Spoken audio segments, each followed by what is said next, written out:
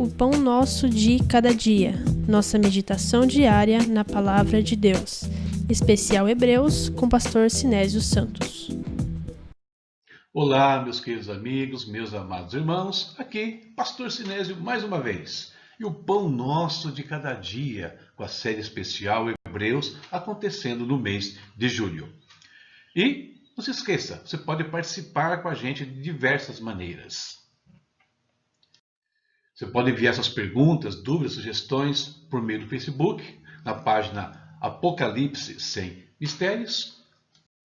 Pode comentar os vídeos no meu canal. Aliás, inscreva-se, ative as notificações, compartilhe com seus amigos, Curta ali esses vídeos, principalmente quando algo tocar na sua vida, quando Deus falar com você, não deixe de abençoar a outros com essa mensagem. Use também o Instagram, tá? Por lá você vai nos encontrar e pode falar conosco da mesma forma. Muito bem, vamos trabalhar. Na reflexão anterior, nós iniciamos o tópico Sacrifícios da Lei versus Sacrifício de Cristo, que vai ocupar o capítulo 9 e quase todo o capítulo 10. Começamos com o tema Adoração no Tabernáculo Terrestre. Hoje, dando sequência, nós vamos falar sobre o sangue de Cristo, o sacrifício de Jesus Cristo por nós.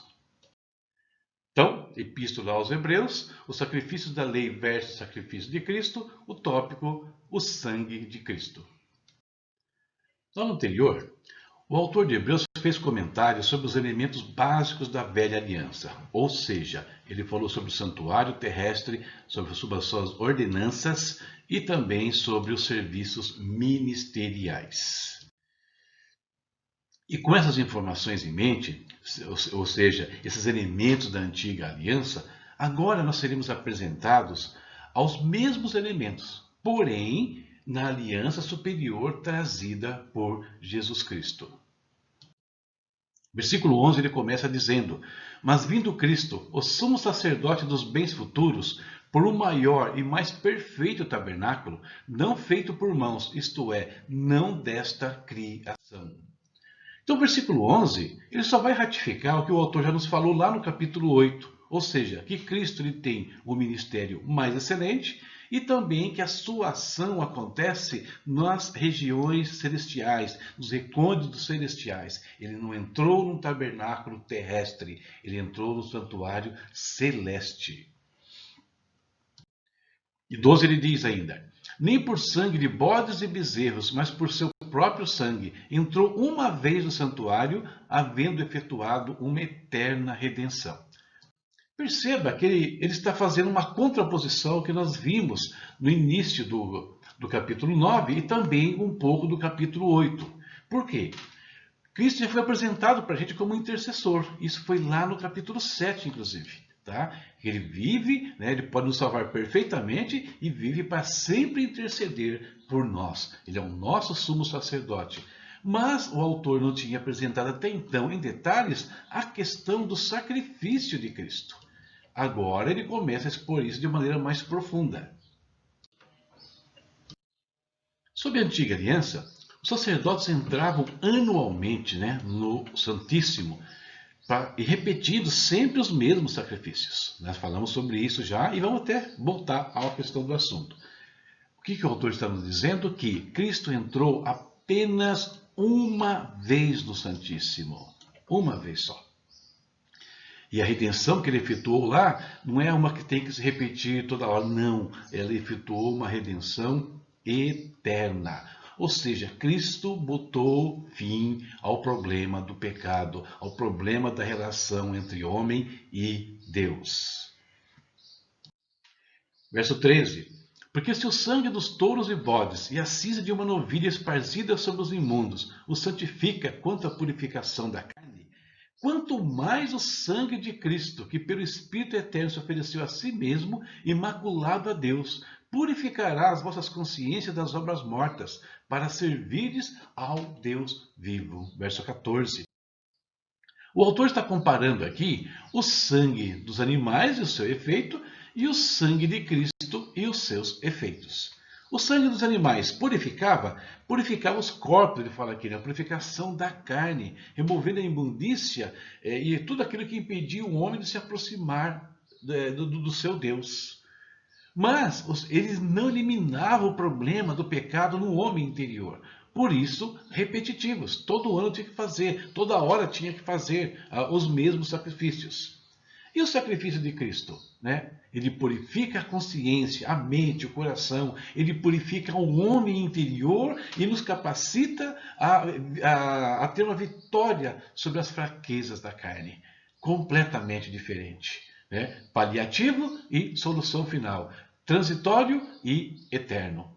Aquilo que veio com um propósito temporário, aquilo que veio com um propósito definitivo. Sacerdócio levítico, sacerdócio de Melquisedeque. Então, pontos de comparação que nós estamos vendo ao longo da epístola. Então, na nova aliança, o que acontece? Nós nos apropriamos não da justiça humana, né? Não de leis, mas da justiça do próprio Jesus Cristo. Ele foi feito por Deus a nossa justiça. O apóstolo Paulo fala isso lá em 1 Coríntios capítulo 1, no verso 30. Ou 2 Coríntios 5, 19 a 21, sobre a questão da reconciliação também. Ele nos reconciliou com Deus, né? No caso. Então, e com isso, queridos, não há mais barreiras, né? Nós podemos entrar, fala o texto de Hebreus mesmo, com confiança na presença de Deus. Nós vimos isso lá no 2,18, vimos isso no 4,15 e 16 e veremos mais ainda lá no capítulo 10. Então, quando nós nos apropriamos da justiça de Cristo, quando nós nos colocamos nas mãos de Jesus, isso significa que já não dependemos mais das nossas forças, né? Mas do poder que nos foi dado quando nos tornamos filhos de Deus. O poder que passa a operar em nós é o poder de Cristo, é a força de operação do Espírito Santo. Então eu tenho todo esse arcabouço, essas ferramentas, sem falar na palavra, para evitar e combater o pecado. É uma nova realidade espiritual. E aqui nesse quadro, que você está vendo nessa tela, então tem como funcionava a antiga aliança e como funciona a aliança em Cristo. A aliança passada, eles estavam ainda olhando para algo que ia acontecer, repetindo os sacrifícios na esperança que se manifestasse quem? O Cristo, né? Aquele que ia cumprir todo o propósito de Deus. Hoje é diferente. Hoje nós olhamos para trás e nos espaldamos aqui e nos escudamos da justiça de Cristo, do poder que Ele nos dá sobre o mal, sobre o pecado e nos faz participantes, né, da sua natureza. O apóstolo Pedro vai falar sobre isso lá na segunda carta, no capítulo 1, no versículo 4. Versículo 15.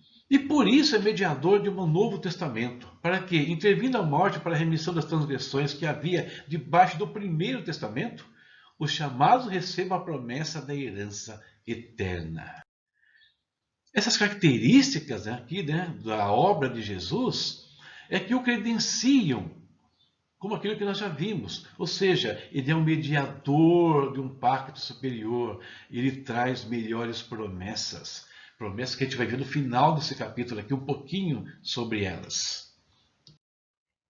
No versículo 16 a 26, aí, uma sessão longa, o autor faz uma comparação entre a redenção que era praticada na antiga aliança e a redenção que é praticada na nova aliança. Ou seja, como é que os elementos operavam e quais o resultado deles, de certa forma. Vamos olhar um quadrinho falando sobre isso.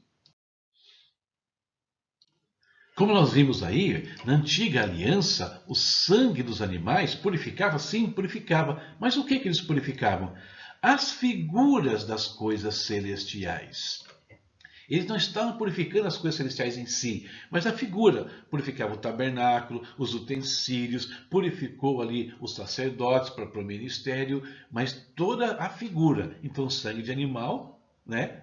Coisa terrena, purificando coisas terrenas. Mas na nova aliança a coisa é mais profunda. Nós vimos aí que Cristo ele entrou no santuário celeste, não entrou no santuário terrestre. Então o sangue de Cristo ele vai purificar o quê? As próprias coisas celestiais. Nós temos que nos lembrar que o pecado não começou aqui no mundo, nessa terra. O pecado começou nos céus, com a rebelião de Lúcifer. Então, a redenção, ela vai redimir todo o efeito do pecado aqui, mas também vai nos introduzir no santuário celeste, e lá que Cristo derrama o seu sangue, apresenta o seu sacrifício perante Deus, no lugar santíssimo celestial, purificando então a nossa existência desde a origem do pecado em Satanás, e se estendendo para as nossas vidas aqui neste mundo. E o autor vai concluir essa etapa desse capítulo fazendo uma comparação entre o roteiro de vida de Cristo e o roteiro de vida do homem, ou o contrário. Ele vai comparar as duas coisas aqui para dar o desfecho na questão do sacrifício de Cristo no capítulo 9. E olha o que ele diz nesses 2 versículos. E como aos homens está ordenado morrerem uma vez, vindo depois disto o juízo, assim também Cristo, oferecendo-se uma vez para tirar os pecados de muitos, aparecerá segunda vez, sem pecado, aos que esperam para salvação. Então, olha só, o que nós temos aqui nesses 2 versículos? Primeiro, a morte física é um evento pontual. Ok? O homem morre uma só vez. Então não há existências, não há processo. A morte vai atingir a vida do homem uma vez. Isso aqui é muito importante porque esse pensamento já nos coloca em rota de colisão com uma série de outros pensamentos religiosos que existem por aí. Uma vez. Então, da mesma forma que o homem morre uma vez, e se o homem morre só uma vez, então o que Cristo precisa fazer? Morrer também uma vez para redimir esse homem, sujeito à morte uma vez. Então, um por um, vamos pensando dessa forma. Segundo ponto. A vida física é apenas uma parte da existência do homem. O homem viverá eternamente, e a etapa seguinte da sua vida depende do julgamento obtido quando? Nesta fase, antes da morte dele. Tá? Não é depois que ele define o juízo dele, não define se ele é condenado ou se ele é salvo. Ele define hoje, em vida. E, como vimos aqui, é apenas uma parte da existência. Alguns dizem por aí que a morte é o fim, tudo acaba. Lê do engano. O homem viverá eternamente. Ponto. A questão é como ele viverá essa eternidade. E aí entra Jesus Cristo na parada. Aí entra a questão da redenção, da remissão dos pecados. Nós podemos viver eternamente ao lado daquele que nos fez desviar de Deus, estou falando do diabo e Satanás, ou podemos viver eternamente ao lado daquele que nos redimiu da sorte do pecado, nos encaminhando de volta ao trono do Senhor. A escolha é nossa. Terceiro ponto. O juízo é uma realidade que sobrevirá a todos os seres humanos. A segunda aparição de Cristo, então, ela tem uma associação com o juízo. E nós estamos vendo que ele se manifesta aos que esperam para a salvação. Tá? Então, essa segunda aparição de Cristo, ela já é um juízo em si. Por quê? Ele vai voltar, se manifestar somente àqueles que estão preparados para recebê-lo em vida ou que em vida o aceitaram e estão aguardando o descanso de Deus, que nós falamos lá no capítulo 4 dessa mesma epístola. Então, esses 3 pontos aqui aparecem nesses 2 últimos versículos. Então, queridos, fechando aqui a nossa aula de hoje, a salvação muitas vezes ela é vista como um ato pontual na vida do Filho de Deus e que ficou no passado. Quando se pensa em salvação, automaticamente a gente olha para trás às vezes. E está errado. A salvação não é um evento pontual. A salvação ela é um processo, né? Ele fala bem aqui, ó, um processo que se desenvolve por etapas: passado, presente e futuro. Como assim? O aspecto passado está vinculado aos rudimentos da doutrina de Cristo. Lembra? Falamos sobre isso lá no capítulo 6, os princípios básicos da doutrina de Cristo. Se você não se lembra ou não participou dessa aula, é só voltar e dar uma olhadinha lá. Então, o passado é rudimentos, é o básico da doutrina de Cristo. Arrependimento, fé em Deus, batismos, aquela coisa toda que ficou lá atrás. Isso é salvação, aspecto passado. Mas a salvação também tem um aspecto presente. Esse aspecto presente, nós não vamos falar sobre ele hoje. Nós trataremos sobre ele quando estudarmos o capítulo 12, tá? O tempo presente da salvação. E o aspecto futuro é o que o autor está dizendo aqui. Aparecerá a segunda vez sem pecado aos que esperam para a salvação. Isso é tratado pelo apóstolo Paulo lá em 1 Coríntios, no capítulo 15 ao 58, em 1 Tessalonicenses, capítulo 4, do 13 ao 18, a volta de Cristo. Tá? Essa segunda vez que ele está falando que vai se manifestar.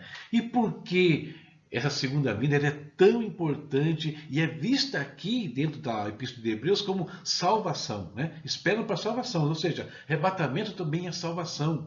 Porque naquele dia serão contemplados por esse evento aqueles que perseveraram até o fim ou estiverem perseverando até o fim. Então, vamos lembrar as palavras de Jesus, né? Aquele que perseverar até o fim será o quê? Salvo. Percebe? Então, de novo, o próprio Jesus anunciando a sua vinda ali com salvação. Então, nós somos salvos no passado, estamos sendo salvos no presente. Temos que construir a salvação aqui. A forma como fazemos isso, como eu disse, né? Vamos ver no capítulo 12. E se tudo for correr bem nessas duas fases iniciais, quando chegar o tempo futuro, Cristo voltando, tem a fase final, a glorificação, arrebatamento, transformação, incorruptibilidade, reino eterno. A salvação se cumpre completamente em nossas vidas. E essa é a grande diferença, né, da nova aliança. Né? Aliás, outra grande diferença. Ela nos garante, né, o acesso ao reino celestial, conduzidos pelo próprio Senhor Jesus Cristo, o nosso Salvador. Ele virá nos buscar e à frente nossa entrará no reino celestial. É isso, queridos. A aula de hoje. Agora é hora de nós falarmos com esse nosso Deus, que nos trouxe tão grande salvação, tão grande redenção. Querido Pai, nós te agradecemos por este dia, colocamos mais uma vez nossas vidas nas tuas mãos. Que a tua bênção, Deus, esteja sobre nós, sobre a nossa casa, sobre a nossa família, sobre todos os teus filhos, meu Pai eterno. Senhor, que bom saber que nós temos em Cristo o poder de vencer as nossas fraquezas, vencer os pecados, o poder de viver uma vida que te agrada e te servir da forma como o Senhor merece, Pai. Já não somos mais escravos do pecado, não precisamos mais ser escravos do pecado. Porque não temos mais como pai o diabo, mas o nosso Deus e o nosso grande irmão, nosso grande Salvador, nosso grande sumo sacerdote, Jesus Cristo, o Filho de Deus. Pai, fica conosco nesse dia, que os nossos atos, que os nossos pensamentos e tudo te honre e te adore. E nos abençoe em tudo o que fizermos. É o que nós te pedimos, em nome de Jesus. Amém.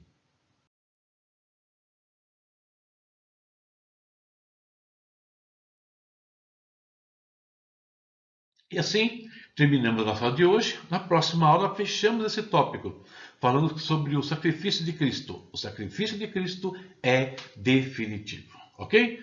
Então, até a próxima, se Deus quiser. Tchau, tchau. Olá, meus queridos amigos, meus amados irmãos. Aqui Pastor Sinésio, um recado muito importante para você. Durante a quarentena, eu publiquei 61 aulas baseadas no meu livro A Bíblia Sem Mistério, Apocalipse. Agora, terminadas as aulas, eu gostaria de oferecer a vocês a oportunidade de adquirirem esse material, o comentário versículo por versículo do Apocalipse, com introdução à escatologia, com um desconto significativo e sem frete. Sim, é isso mesmo. Você pode adquirir esse livro com 20% de desconto e sem frete para todo o Brasil. Como? Muito simples. Acesse o link que está aqui na tela ou pelo WhatsApp também. Os primeiros 20 compradores vão receber também outro livro meu, Primícias, a Oferta Sacerdotal. Portanto, não perca tempo. Acesse já o link ou me procure nas redes sociais ou pelo WhatsApp e reserve já o seu exemplar. Que Deus te abençoe a sua casa e a sua família. Tchau, tchau.